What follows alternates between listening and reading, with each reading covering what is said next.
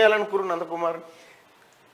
అసలు కాదు ఈ ఈ వ్యవహారంలో అసలు మీది ఏదో పాన్ మసాలా పంచాయతీ, మీకు రామచంద్ర భారతికి ఉన్న పంచాయతీ జరదా పోక ఒక్కలటువంటి పంచాయతీ, అంతే స్నేహం. అంటే ఆ టైంలో అంటే ఇప్పుడు అప్పుడున్న గవర్నమెంట్ కూడా నేను తప్పు పట్టలేదు. ఎందుకంటే అప్పుడున్న టైంలో ఇంటెలిజెన్స్ వ్యవస్థ అందరిపైన ఫోన్లు మరి ట్యాపింగ్ చేస్తుందా, లేకుంటే ఏ విధంగా మా మీద కాదు, మా ఫోన్లు ట్యాప్ చేసేంత సినిమా లేదు, ఎందుకంటే మాకేం సంబంధం లేదు కాబట్టి.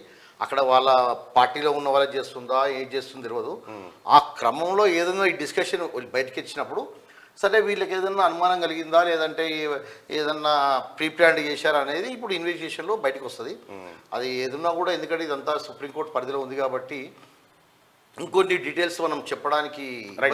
అది ఇంకొక విషయం ఏంటంటే, ఇది మొయినాబాద్ ఫామ్ హౌస్ లో జరిగినటువంటి వ్యవహారం, అది సుప్రీంకోర్టులో ఉంది, విచారణ దశలో ఉంది కాబట్టి దాని గురించి ఇంకా ఎక్కువగా మాట్లాడడం కూడా కరెక్ట్ కాదు. కోర్టును గౌరవించాల్సి ఉంటుంది, కోర్టు గోప్యతను ఫస్ట్ మనం గౌరవించాల్సి ఉంటుంది.